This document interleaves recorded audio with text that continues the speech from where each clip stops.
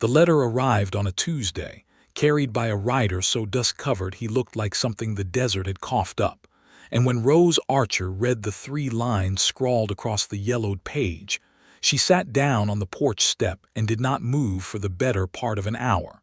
Her husband Thomas was dead. That much she had already known. The fever had taken him 6 months prior, right there in the back bedroom of their small clapboard house in Abilene, Kansas, with the wind pushing hot against the curtains and the doctor shaking his head in the doorway.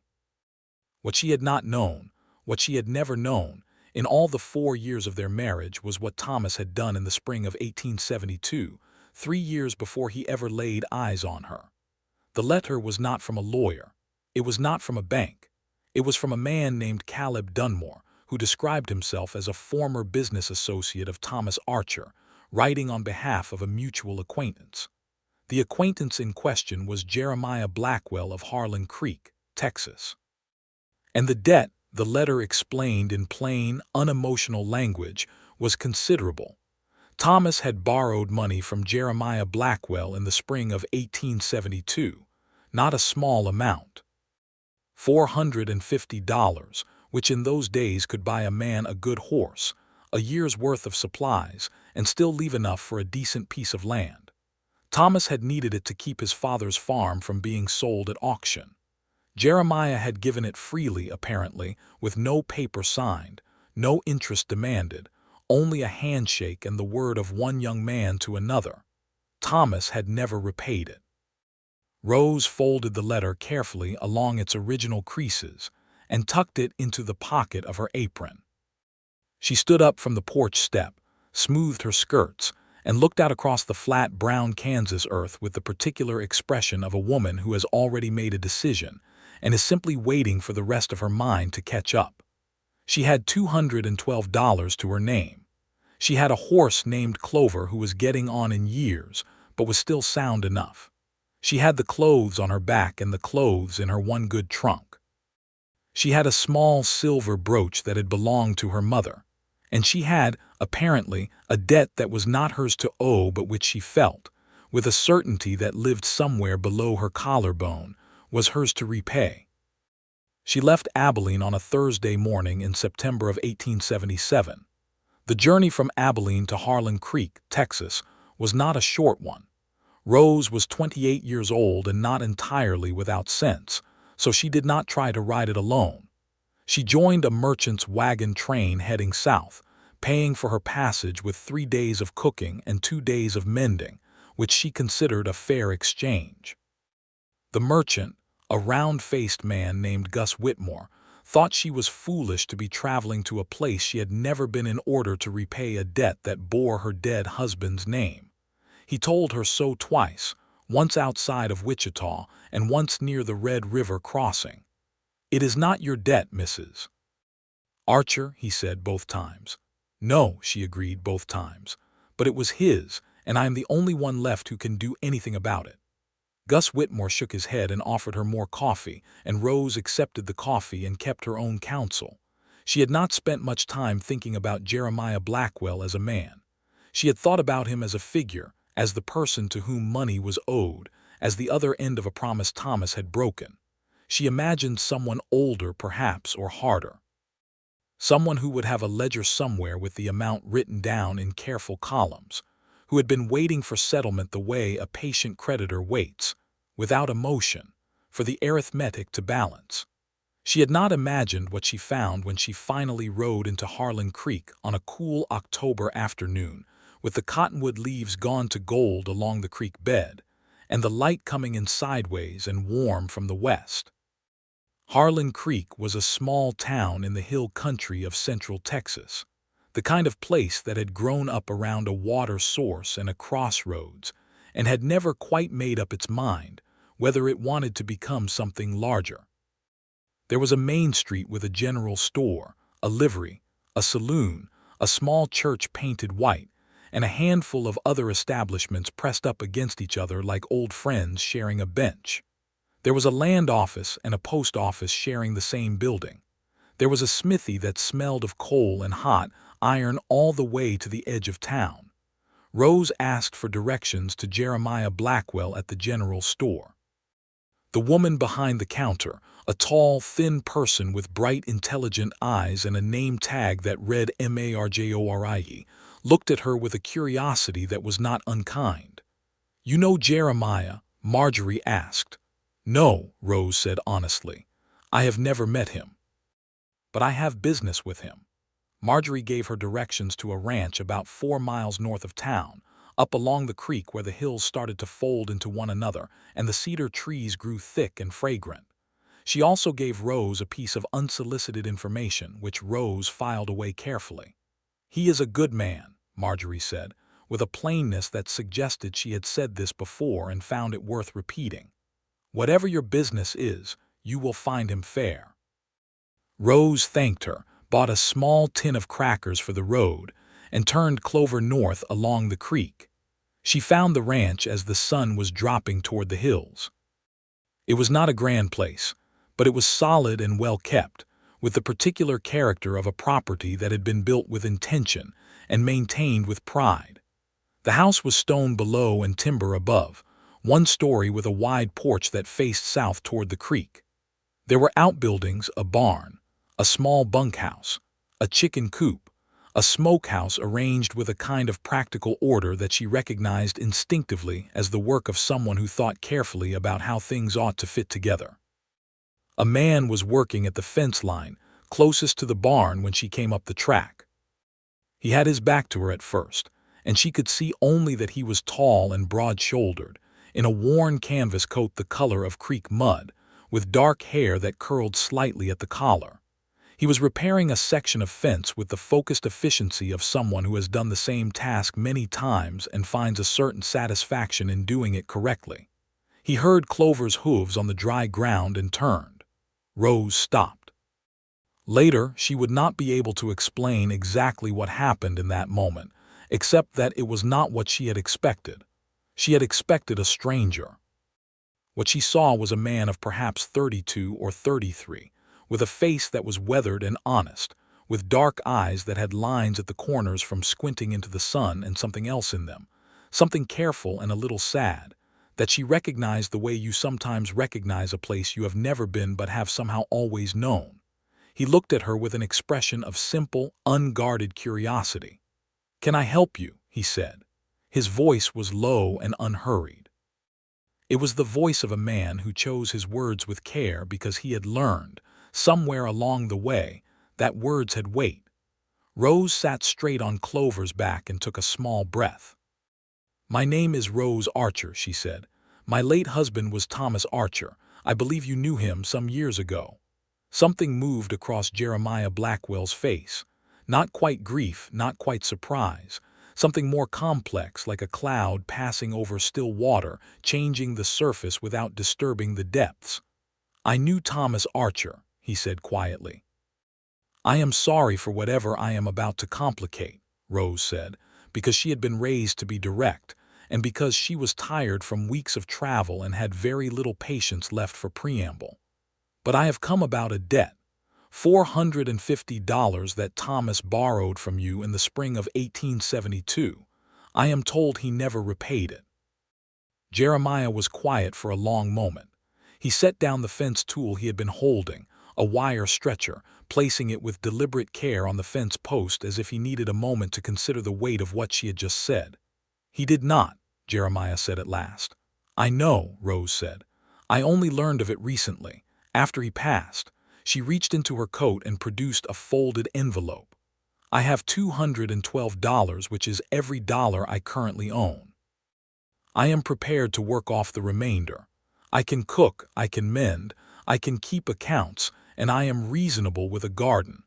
I will stay as long as it takes to discharge the obligation." Jeremiah looked at her for a long, still moment. He looked at the envelope. He looked back at her face. And then he did something she had not expected at all. He said, "The debt is paid." Rose blinked. "I beg your pardon. The debt," he said, with the same low, unhurried certainty he had used on every other word, "is paid." The moment you arrived here, Mrs. Archer, and told me what you told me that you knew about it, that you came all this way to settle it, that is worth more than $450. Thomas never came back to make it right, but you did. That is enough." Rose stared at him. "That is absurd," she said. A corner of his mouth moved just slightly. "Maybe so. You are owed money, real money.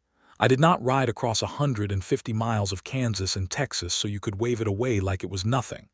"I am not waving it away," he said, with a patience that she found both infuriating and unexpectedly disarming. "I am telling you that the account is settled in my judgment by the quality of the gesture. You are not obligated to accept my judgment, but I am afraid you will find that I am not much inclined to change it." There was a long silence. Somewhere in the barn, a horse shifted in its stall and blew through its nose. The cottonwoods along the creek made their dry, papery sound in the evening breeze. "I have nowhere to go," Rose said, and was immediately furious with herself for saying it because it sounded like a plea and she had not intended it as one. "I gave up my house in Abilene. I sold most of what I had in order to make this journey. I came here expecting to work." Jeremiah looked at her with those careful dark eyes. He was not the kind of man who made quick assessments, she could already tell. He was the kind of man who looked at a thing properly before he said anything about it. "My cook left 3 weeks ago to go back to his family in San Antonio," he said at last. "I have a bunkhouse with an empty room at the end with a real door that locks. The ranch hands take their meals in the main house. If you want work, I have work. I will pay you fair wages, but I want you to understand clearly, the debt you came here to settle is already settled, and the work, if you take it, is simply work." Rose looked at him. She looked at the stone and timber house with the wide south-facing porch. She looked at the clean, ordered ranch yard and the cottonwoods gold along the creek and the hills folding up into the darkening sky behind everything. "All right," she said. She climbed down from Clover's back, and that was how it began. The first morning was awkward in the way that all first mornings in a strange place are awkward, with the unfamiliar sounds and the unfamiliar light coming through unfamiliar windows, and the particular disorientation of waking up and needing a moment to remember where you are and why. Rose had slept surprisingly well in the bunkhouse room, which was small but clean, with a real mattress and a window that looked east toward the hills. She woke before dawn, as was her habit, and found the kitchen in the main house by the light of a single lantern she had brought with her. The kitchen was a good kitchen, large and practical, with a cast-iron cookstove that was clearly well used and well cared for, a long table of scrubbed pine, a larder that was reasonably stocked, and everything in its proper place. Rose found coffee and got a pot going, then assessed what was available and began to figure out what she could make for breakfast. There were 4 ranch hands in addition to Jeremiah. She had met them briefly the evening before. A wiry, good-humored man of about 40 named Pete Caldwell, who had been working the ranch for 6 years and had the comfortable authority of someone who knows a place well. A young man of perhaps 20 called Danny, who was new and eager and kept dropping things. A stocky, quiet Mexican man named Carlos who communicated primarily through action and gave the impression of having heard everything and decided long ago that most of it was not worth responding to. And an older man, gray-bearded and deliberate, called Samuel, who Rose learned later had come to the ranch 15 years ago and had never particularly found a reason to leave. Jeremiah himself appeared in the kitchen just as the coffee was ready, moving with a quiet purposefulness that she would come to recognize as characteristic. He stopped when he saw her at the stove, and there was a brief, unguarded moment where his expression was simply surprised. Not unhappy, just surprised. "Good morning," Rose said. "Morning," he said. "You did not have to start before the sun." "I have always started before the sun," she said.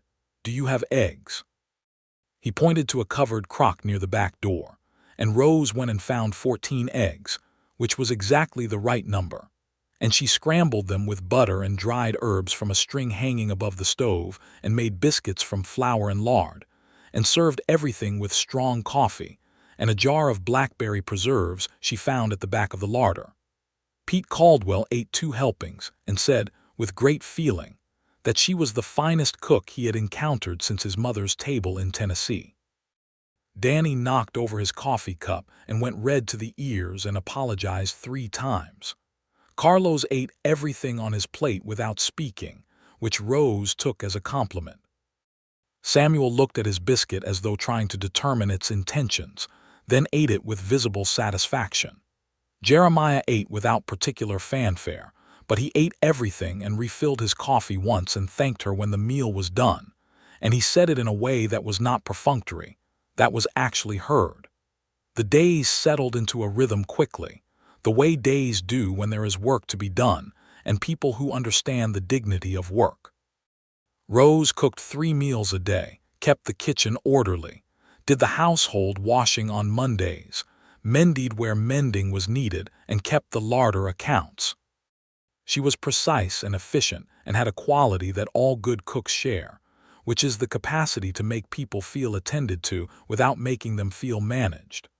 But she was not merely a cook, and the ranch had a way of revealing itself beyond the kitchen walls. By the end of her first week, she had walked the entire property twice, morning and evening, learning its geography as a woman learns the geography of any place she suspects she might come to love. She learned that the south pasture had better grass, and the north fence needed work beyond what Jeremiah had already done. She learned that the creek ran clear and cold, and that there was a place where it bent around a limestone shelf, where the water was still and deep and beautiful in the mornings, with the light coming down through the cedar branches. She also learned things about Jeremiah Blackwell that she had not expected to learn, and perhaps had not wanted to, because they complicated the simple transactional nature of what she had imagined this arrangement to be. She learned that he had grown up in this hill country, the son of a German-descended rancher, and a woman from Virginia who had brought books with her when she came west and never regretted it. She learned that his mother had died when he was 14 and that he had run the household after that, which explained the kitchen, the order, the careful way he maintained his property. She learned from Pete Caldwell that Jeremiah had once turned down a significant offer to sell the ranch and move east, that he had refused it without appearing to think very hard about it, because this land, Pete said, was simply where he belonged. She learned that he was 31 years old, which was 3 years older than she was, and that he had never married, not from lack of opportunity, Pete implied, but from a particular carefulness about such matters that was simply part of who he was. She learned that he had lent Thomas Archer the $450 not because they were close friends.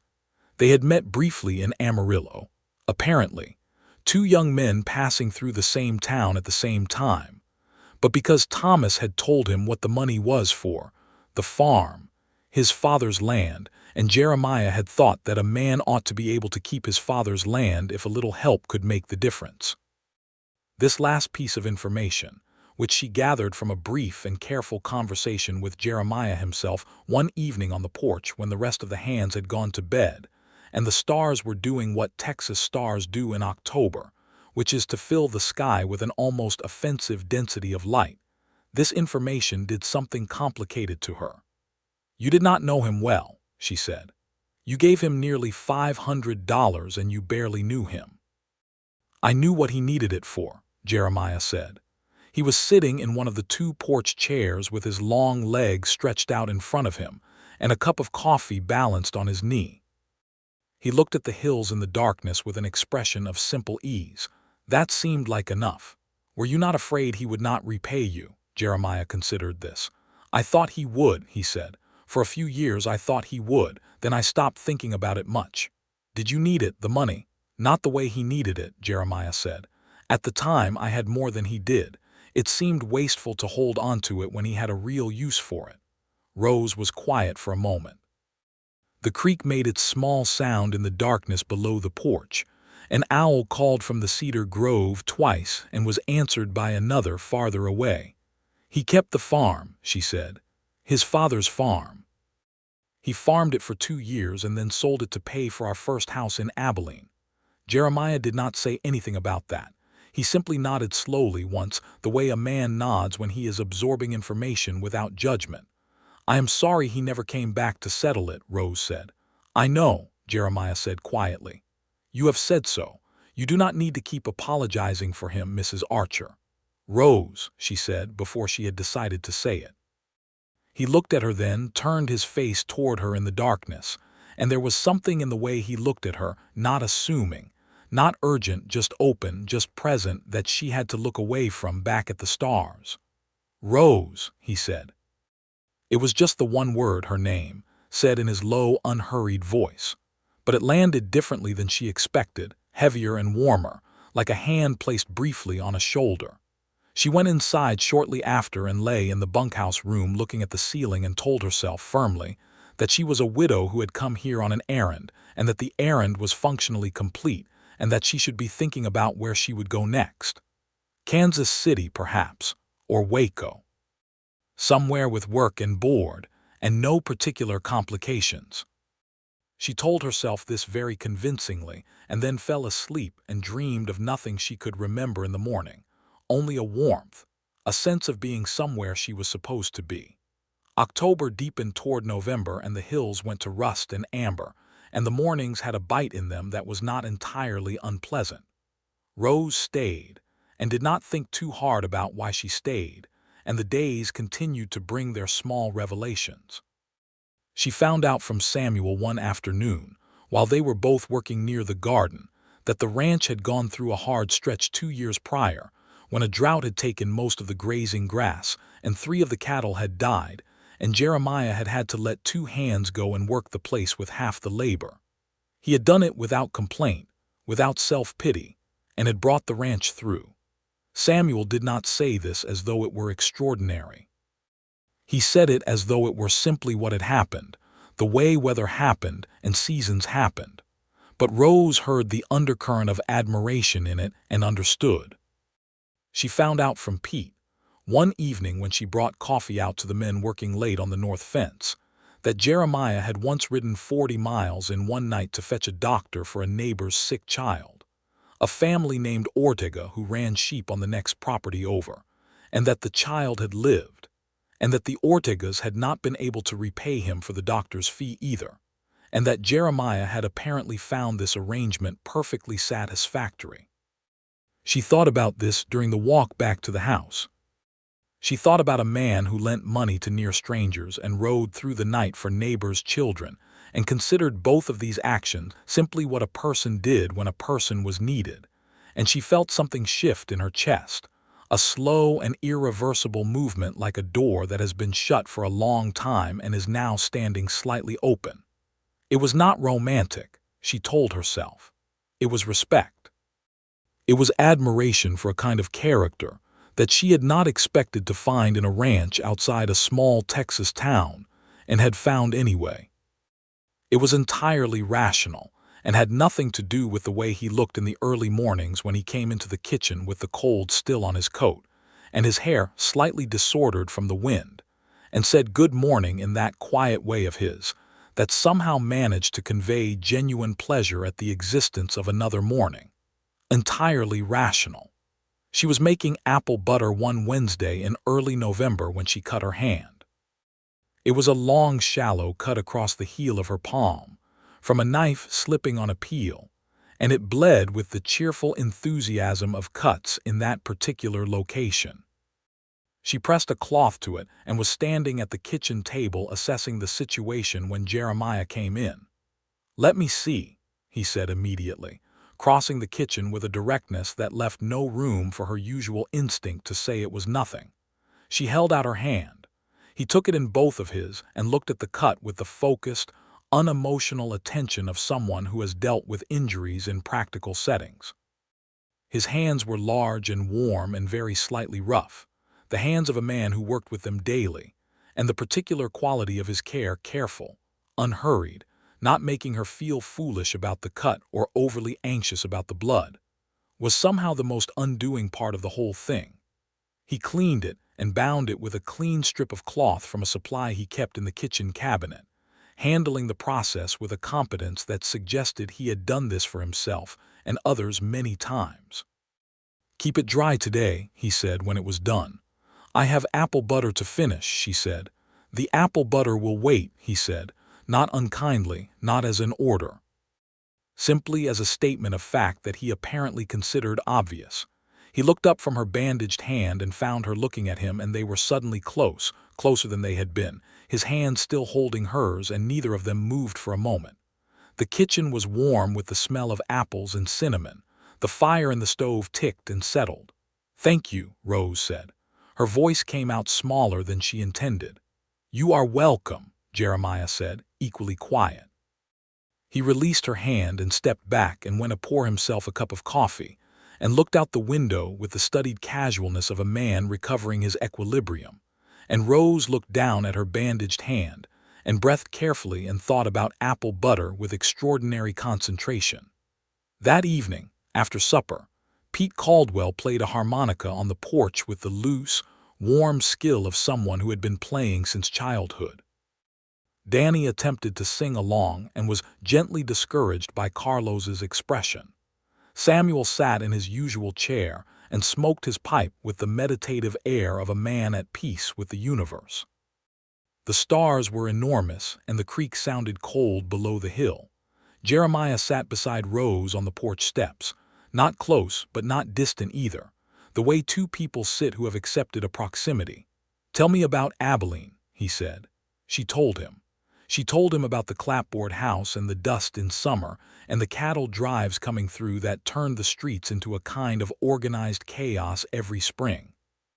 She told him about the women's sewing circle she had joined when she first arrived, and the preacher who had a surprisingly good sense of humor, and the way the light was flat and pale in Abilene in a way it was not here, where the hills gave it depth. She told him about Thomas, which she had not expected to do. Not the easy version of Thomas, the simple grief of a widow, but the complicated truth of a marriage that had been, mostly, good and had been, occasionally, difficult, and had been, at its end, the particular sadness of watching someone you had loved fail at living in ways you could not fix. Thomas had been charming and well-meaning and not always reliable and had loved her, she believed, in the way he was capable of loving anything, which was warmly and somewhat inconsistently. "I loved him," she said, looking at the creek she could not see in the dark but could hear. "But I think I was also lonely in that marriage more than I admitted to myself." Jeremiah was quiet for a while. Then he said, "That seems like an honest thing to say." "Most honest things are uncomfortable," Rose said. "Yes," he agreed, "they are." "What about you?" she said, because the conversation had opened a door and it seemed fair to walk through it from both directions. "Have you been lonely?" There was a long pause. Pete's harmonica played something wistful and not quite identifiable in the middle distance. "Yes," Jeremiah said simply, "this is a good life. This is the life I wanted, but yes." Rose nodded. She could see from the corner of her eye his profile against the sky, the strong line of his jaw, the slight upward tilt of his gaze. "I think that is the most honest thing you have said to me," she said. He turned and looked at her and smiled. A real smile, not the brief corner-of-mouth movement she had seen before, but a genuine, full smile that changed his whole face, that made him look younger and less careful and more entirely himself. And Rose thought, with the calm clarity of a woman who has arrived at an important conclusion after significant work. Oh, she thought. There it is. She looked away before anything on her face could betray the thought, and she was grateful for the darkness. November moved toward December, and the hill country grew cold and clear and sharp-edged in the way that central Texas does in winter, where it is not the killing cold of the northern plains but a penetrating chill that gets into the bones and makes the fire indoors feel like the most valuable thing in the world. Rose made soups and stews and hearty breakfasts, and the kind of dried apple pie that Pete Caldwell had taken to referring to as a religious experience, which embarrassed her and pleased her in equal measure.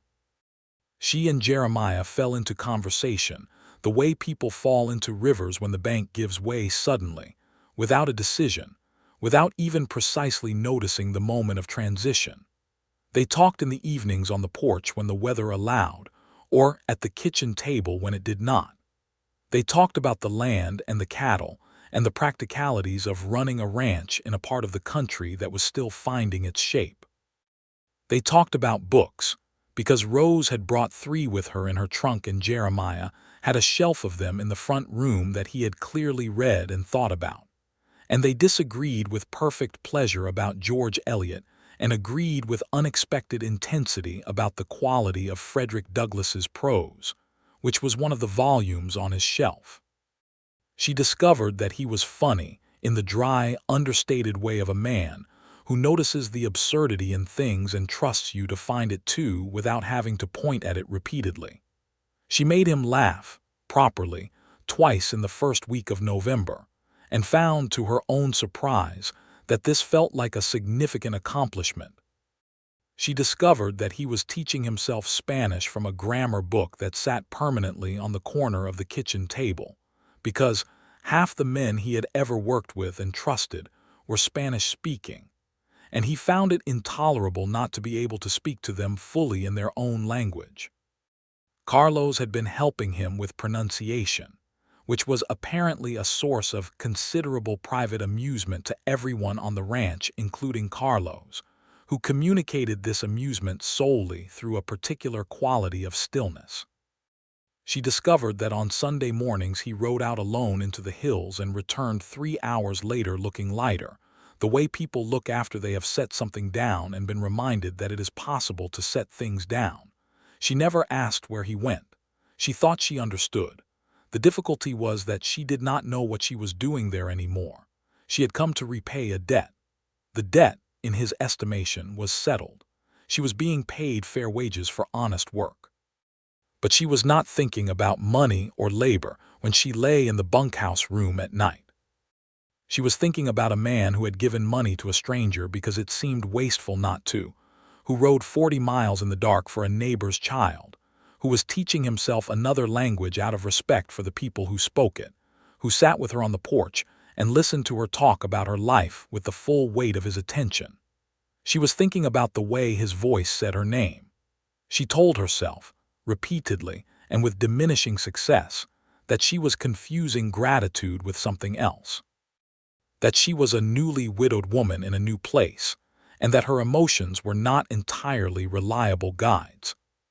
That he was her employer and she his cook, and the line between those things and other things was clear and important, and she respected it.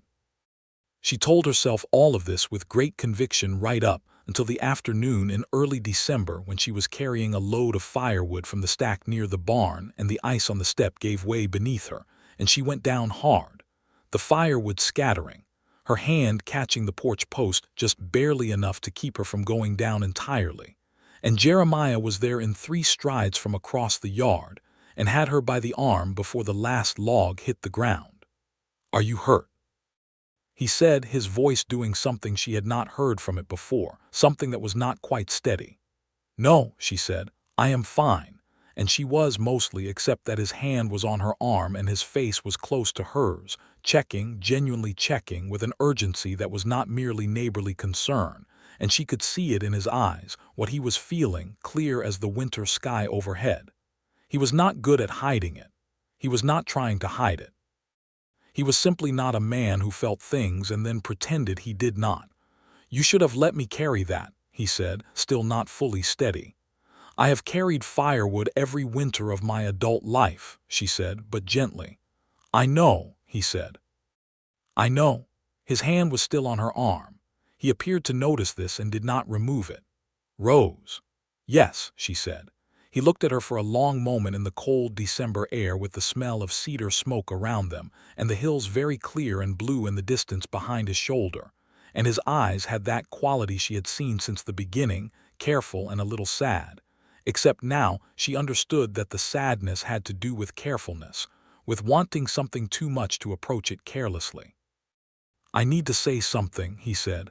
"All right," she said. "I do not want you to go," he said.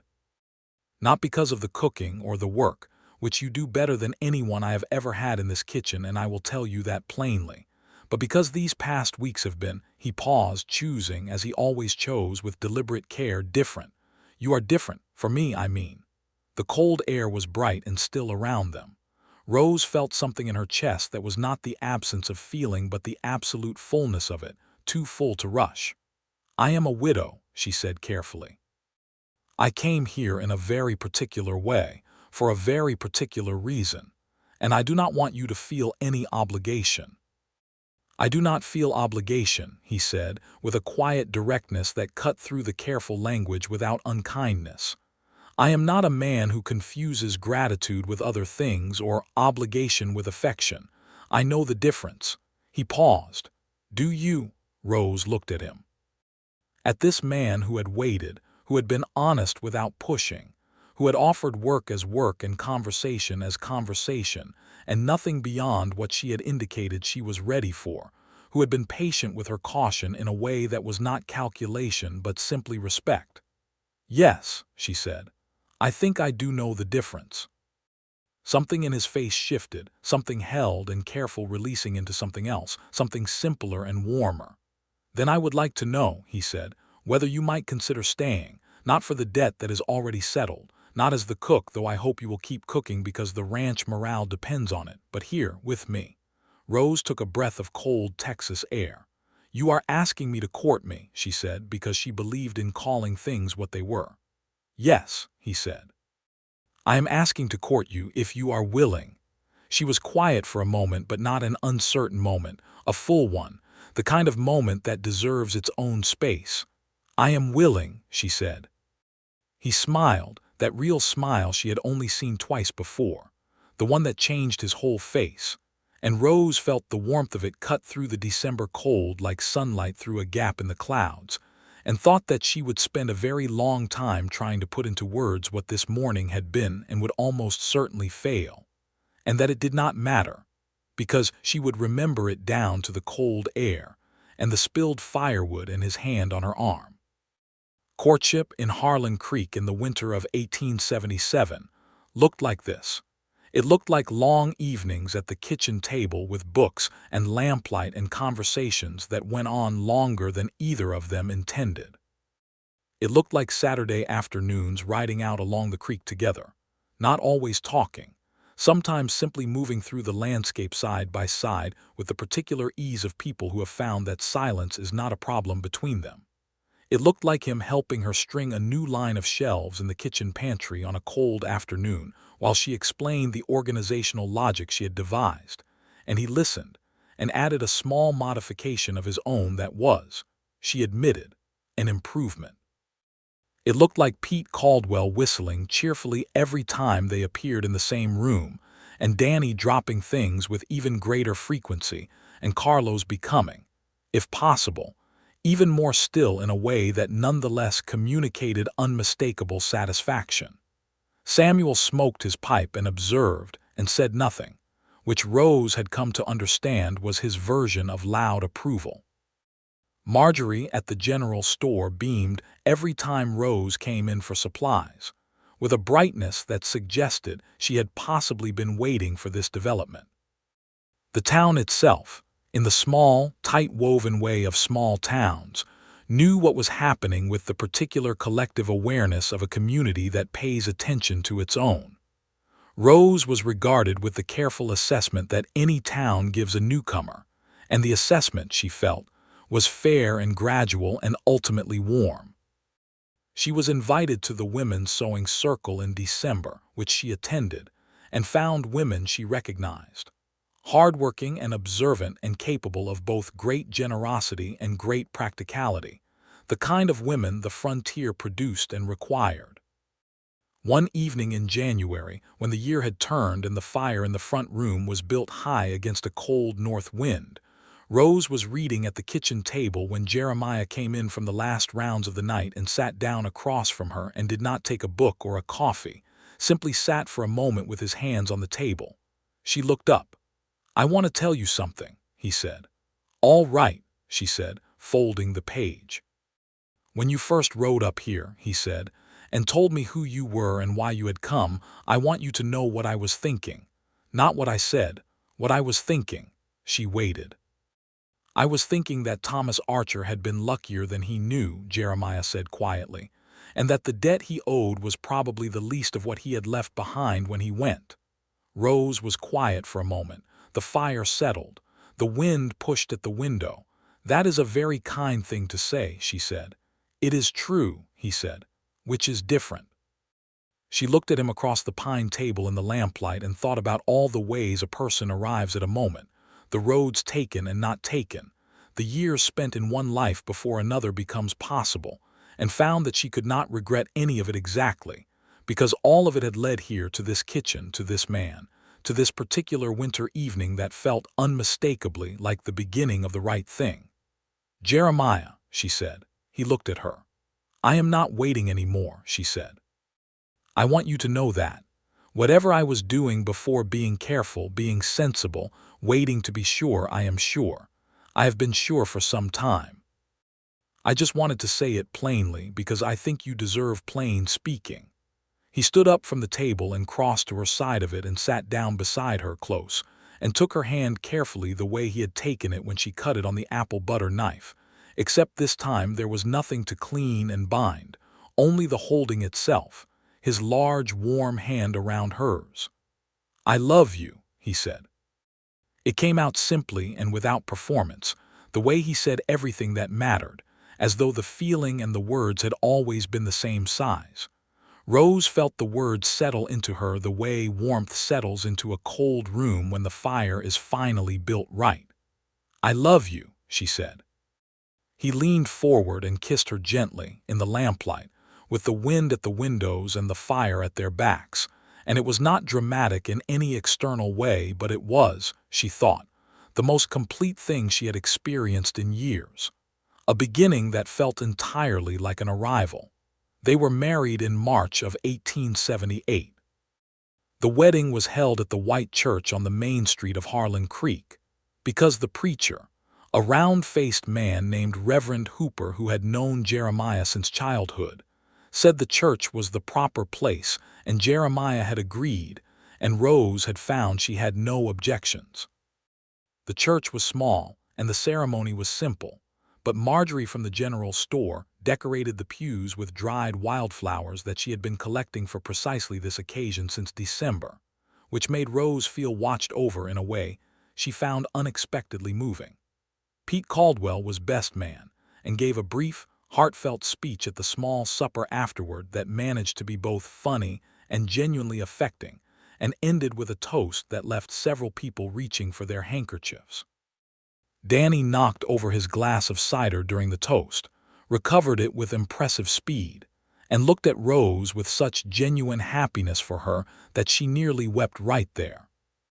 Carlos shook Jeremiah's hand and said, quietly and without particular ceremony, "She is a good woman," which everyone present understood was the highest possible statement of approval. Samuel sat at the table and ate 3 pieces of wedding cake and patted Rose's hand once briefly, and that was entirely enough. The spring that followed the wedding was the best spring Rose could remember. It was the spring of beginning things. The garden she put in along the south side of the house, laying it out with a care and intention that reflected, she thought, something she felt about the place itself, about wanting to put roots into it. The spring of the new calf born in April who Pete named General, inexplicably, and who became a general nuisance to everyone on the ranch and was loved unconditionally for it. The spring of long mornings when she would come into the kitchen to find Jeremiah already there with coffee and sometimes a book, and they would sit together in the early light before the ranch began its day, and simply be present to each other in a way that she had not known before, was something she had been missing. She wrote a letter to a woman named Clara, her closest friend from Abilene, and told her what had happened, all of it, from the letter about the debt to the ranch in the hills to the March wedding. And Clara wrote back a letter of 8 pages full of exclamations and detailed questions, and the observation that Rose was the only person she knew who had managed to turn a dead husband's old debt into something that actually improved her life. And Rose read this letter aloud to Jeremiah, who laughed and said he thought Clara sounded like someone worth knowing. The summer brought the Ortega family to Sunday supper, the sheep-ranching neighbors whose child Jeremiah had once ridden 40 miles to fetch a doctor for. The child in question, a boy of about 6 now, named Mateo, arrived with his parents and his grandmother and 3 siblings, and ate more food than seemed architecturally possible for a person his size, which delighted Rose. His mother, a warm and beautiful woman named Elena Ortega, took Rose's hands in both of hers when they were introduced and said, "He is better since you came. Happier. You can see it," and looked at Jeremiah across the yard with an expression of genuine gladness. "I think he was happy before," Rose said honestly. "He was good before," Elena said, with a distinction that Rose heard. "Happy is different."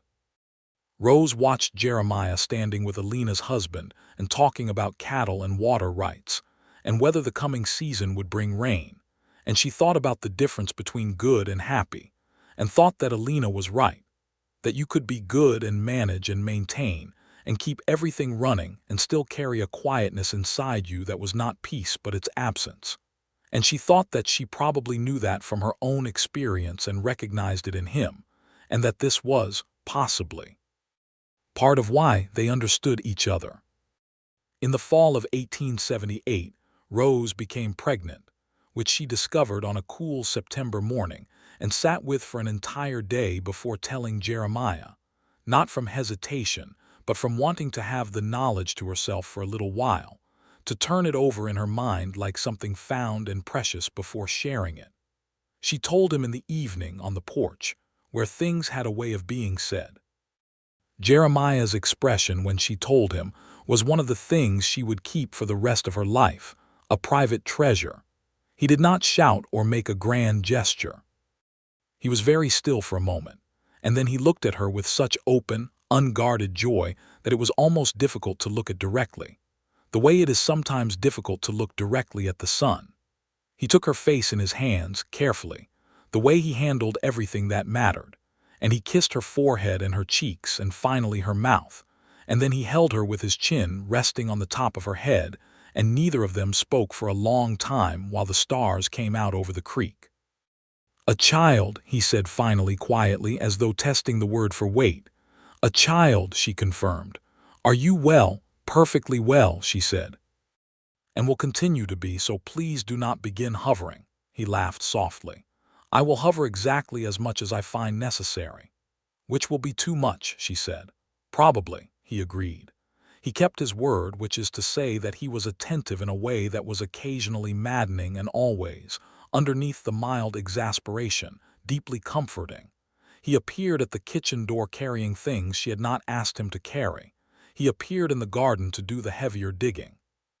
He rode to town to get the doctor for a preliminary visit 3 full months before the birth was expected, which the doctor, a sensible older man named Dr.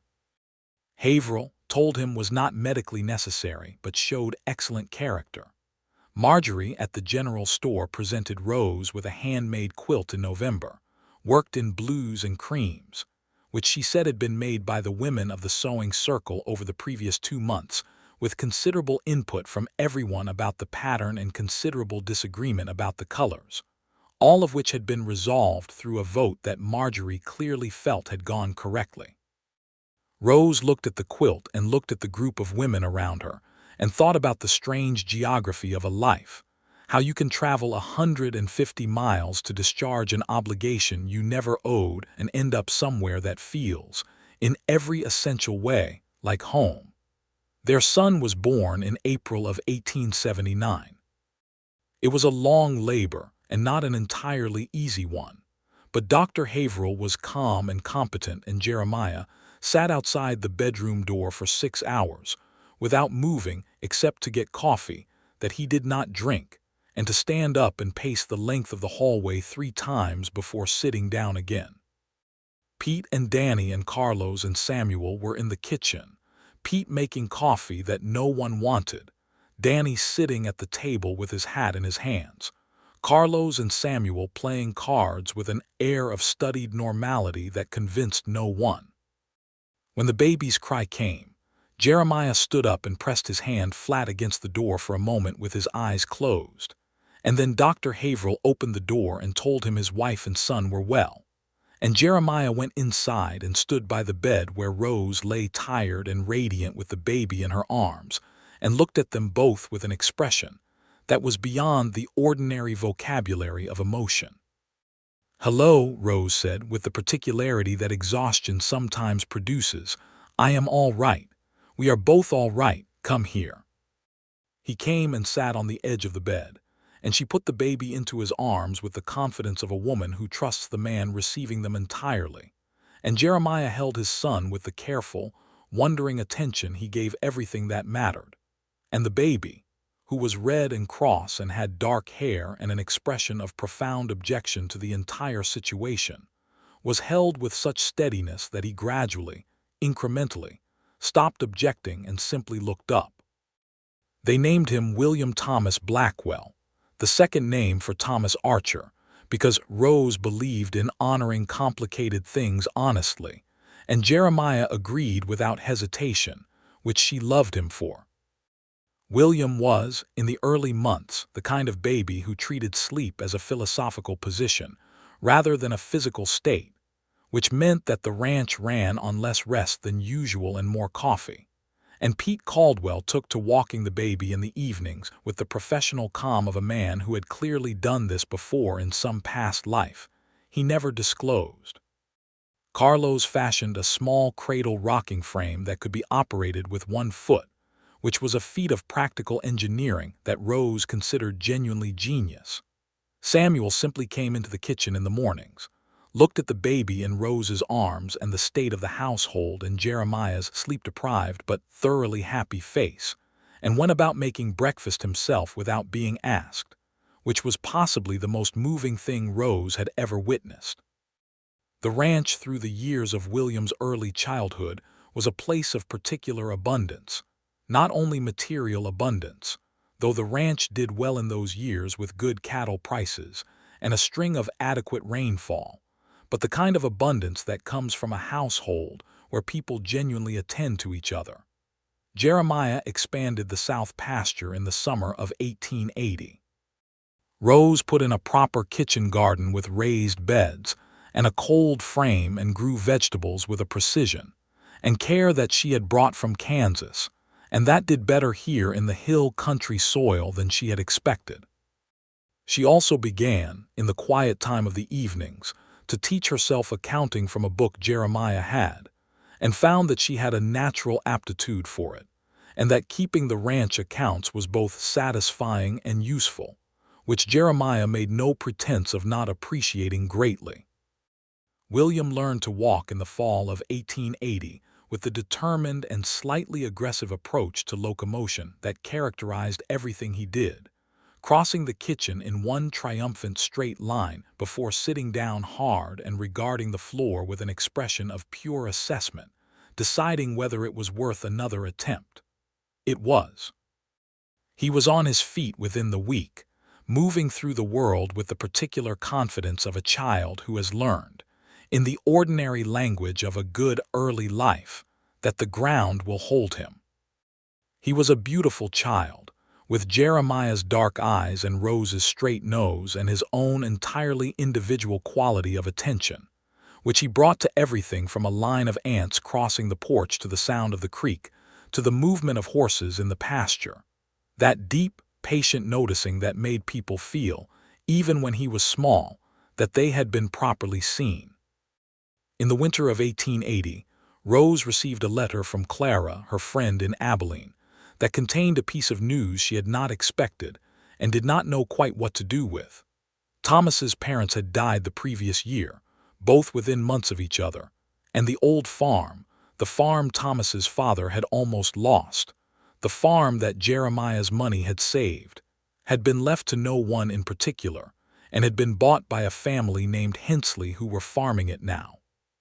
She sat with this information and found that it produced in her something that was not grief exactly, but a kind of gentle acknowledgement, a closing of something that had been open. The farm existed.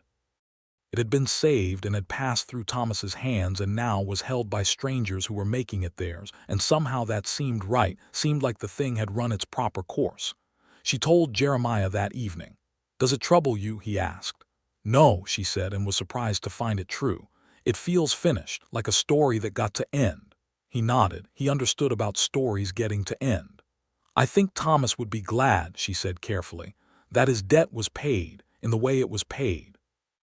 "In the way it was paid," Jeremiah repeated quietly, and looked at her with a warmth that had not diminished in 3 years of daily proximity, and Rose thought, not for the first time, that this was the thing about him that she had loved first without knowing she was loving it, that he was simply, consistently, entirely present, that he had never pretended to feel less than he felt or more, that he had looked at her that first afternoon on the fence line with unguarded human curiosity and had never stopped. By the spring of 1882, William was 3 years old and full of an articulate energy that kept everyone on the ranch in a state of entertained alertness, and Rose was expecting their second child, which she felt with considerably more equanimity than the first, and which Jeremiah received with the same enormous, careful joy, this time without the 6-hour vigil in the hallway, because she told him firmly in advance that she needed him in the room. He was in the room.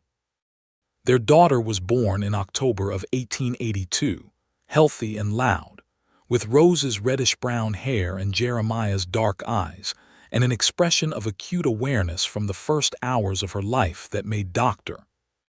Haverhill say with professional diplomacy that she appeared to have strong opinions.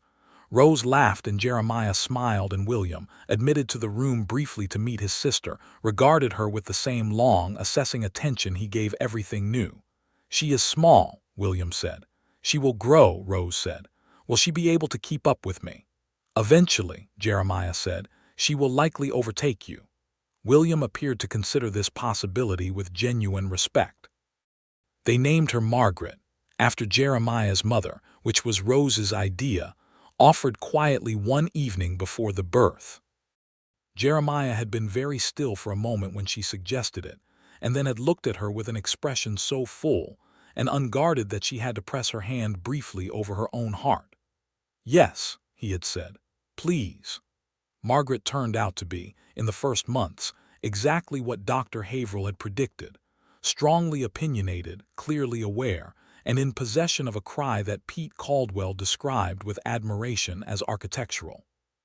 She was also, when she chose to be, possessed of a quality of stillness and attention that was startling in a very young child, a quality that she had in common with her father, and that manifested in her, as a kind of deep, penetrating gaze, she turned on the world as though already taking notes. William adored her without qualification from the moment of her first smile, which she directed at him at approximately 6 weeks, and which produced in him an expression of such pure delight that Rose had to look away so he would not see her cry. The ranch in those years had a quality that was difficult to name precisely, but which everyone who spent time there seemed to feel.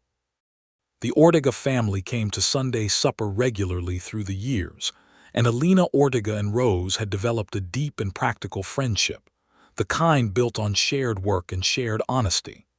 Pete Caldwell eventually married a woman from town named Agnes who had clear eyes and a direct manner that Pete found, he said, both terrifying and compelling, and who came to regard the ranch as a second home. Danny had grown into a capable and reliable man who had stopped dropping things mostly, and had taken on more responsibility on the ranch with visible pride.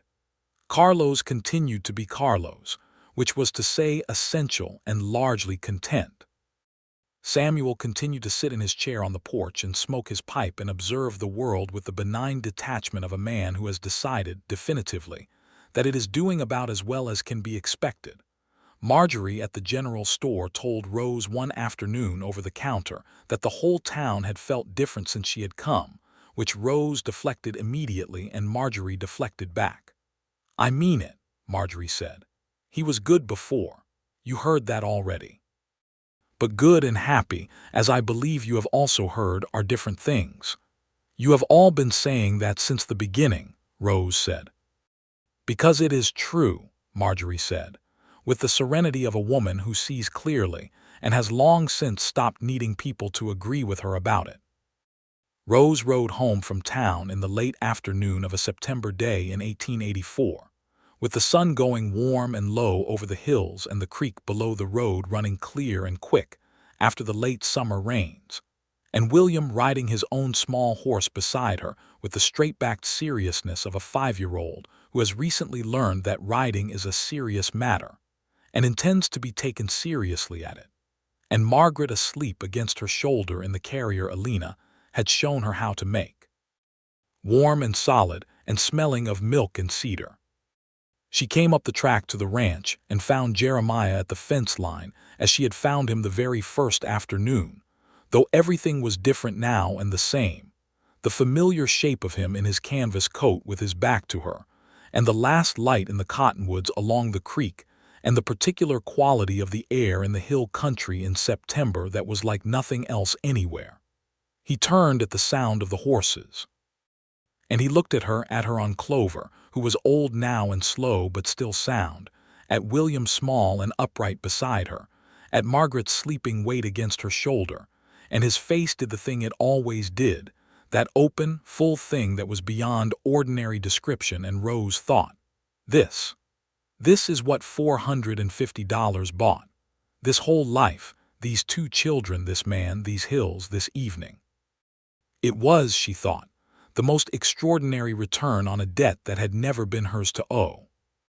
She rode up to the fence and Jeremiah came and took the horses and helped her down with Margaret still sleeping between them, and William dismounted with theatrical independence and made directly for the barn to tell Carlos about the ride, and Jeremiah stood in the ranch yard with his wife and his sleeping daughter and looked at her the way he had been looking at her for 7 years now, since the first afternoon, with that same unhurried, careful, full attention.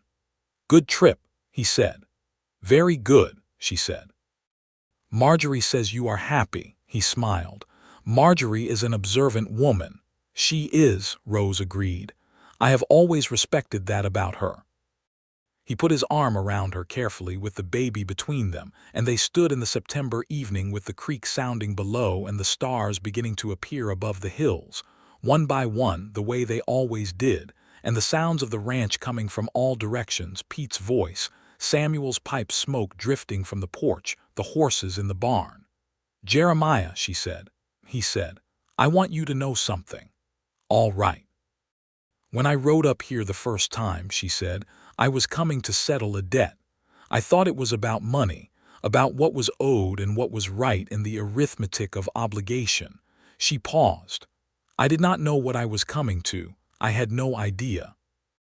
He was quiet for a moment, his arm warm around her, Margaret breathing slowly between them. "I knew," he said softly, "the moment you said your name." She looked up at him. "You did not know anything of the sort." "I knew something was beginning," he said with the quiet certainty of a man who has thought about this many times. "I did not know what, but I knew." He looked at the hills. "I am glad you came, Rose, for the debt that was never yours to pay, for the generosity of coming anyway. For everything after." She leaned into him, careful of the sleeping Margaret, and thought about all the ways a life turns. About the letter that came on a Tuesday and the long road south and the fence line, and his voice saying her name and everything that had opened from that point like a country you had never known was yours until you were standing in the middle of it. "I am glad I came," she said. The stars had come out in full over the Texas hills by then, that particular abundance of light that had startled her the first evening and now was simply the sky as she knew it, the sky above her own home. The creek made its quiet perpetual sound below the porch. The cottonwoods, which had been gold when she first arrived and were beginning to turn gold again in the September evening, moved in the slight wind.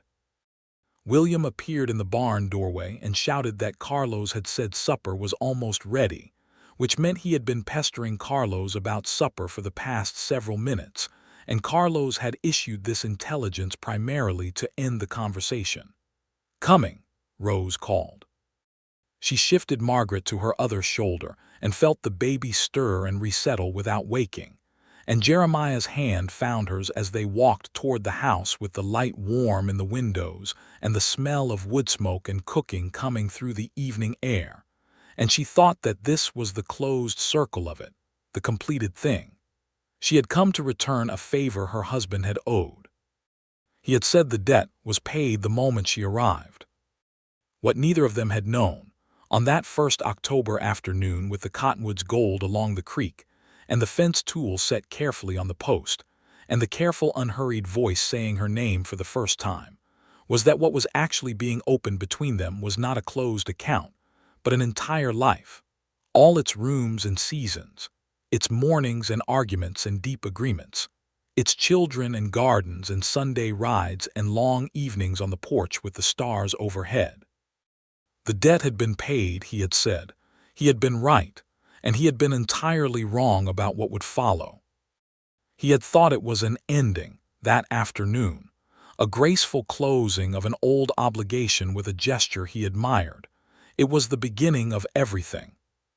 They went inside together, the four of them, and the door closed behind them against the September evening, and inside the light was warm and the table was set, and Carlos had made enough for everyone twice over, and Samuel was already at his chair, and Pete was telling a story that Danny was listening to with wide eyes, and Agnes, Pete's wife, was laughing at something she had apparently said herself before Pete finished the story. And the kitchen was full of the noise and warmth of people who had found each other in the various ways people find each other on the frontier, through proximity and necessity, and the slow, deep work of choosing to stay. Margaret woke up and decided, immediately and comprehensively, to be awake, announcing this with the clear authority that characterized all her decisions, and William came and made faces at her, until she stopped crying and started regarding him instead with that serious assessing gaze, and Rose watched this from across the kitchen with the particular fullness she had come to recognize as ordinary happiness, the kind that is not remarkable because it is simply present, reliably, in every room. Jeremiah caught her eye from across the table. He smiled. She smiled back. Outside, the September stars came down over the Texas hills in their extraordinary abundance, and the creek moved through the dark with its old unhurried sound, and Harlan Creek lay quiet in the valley below the ridge, and somewhere in the cedar hills, a lone coyote sang once to the rising moon and was not answered, and the wind moved through the cottonwoods along the water with the sound of pages turning. Years later, when William was grown and riding his own land and Margaret was at school in Austin studying with the fierce intellectual intention that had been evident since those first assessing infant weeks, Rose would sometimes sit on the south porch in the evening and think about the letter that had arrived on a Tuesday. She would think about the arithmetic of it, the strange and imprecise mathematics of how one thing leads to another, how a debt created between two young men in Amarillo in the spring of 1872 had traveled through decades and marriages and a death and a September morning in Kansas, and 150 miles of prairie and creek land and arrived here, on this porch, where she sat in the last of the evening light with her husband beside her and her life around her like a coat fitted exactly right. She could not regret any of it, not the years with Thomas, which had been real and complicated and had made her who she was, not the grief, which had been real too, not even the debt itself, which she had resented in those first weeks after the letter as one more thing Thomas had left unfinished, but which she had long since forgiven as the imperfection of a human man who had done the best he could with what he had, because all of it had brought her here. "What are you thinking about?" Jeremiah asked. He was beside her as he always was in the evenings, in the chair that had become his chair and hers beside it, in the way that domestic geography accumulates over years into a landscape as specific and irreplaceable as any other. "The letter," she said. "The one that told me about the debt," he said. "Do you ever think about it?" That it all started with that. He was quiet for a moment in the way that meant he was genuinely thinking, not deflecting. "Sometimes," he said, "I think about the morning you rode up. I think about setting down the fence tool." He paused. "I think about how if I had said something different, if I had taken the money and let you go, but you did not," she said. "No," he said, "I did not." "Why not?" she said. "You could have. $200 was nothing to dismiss in those days. He turned and looked at her in the evening light, and she saw in his face what she always saw, that full, deliberate attention, the man who chose to see clearly and did. "Because it was already paid," he said simply. "The moment I saw you, I knew the account was settled.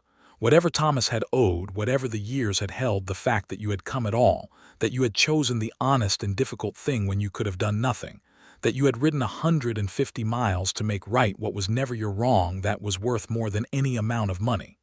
Rose looked at him. "You said that the first day," she said softly. "Almost those exact words." "I know," he said. "I meant them then, I mean them more now."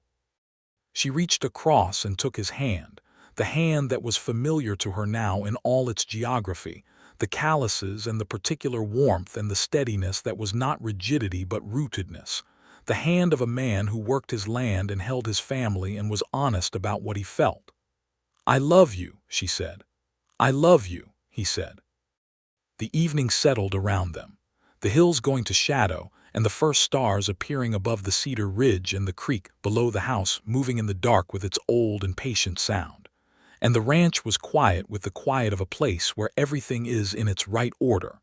And inside the house, the lamp in the kitchen window was a small steady warmth against the coming night. And Harlan Creek lay in the valley below as it had always lain, as it would lie long after them, but holding for now.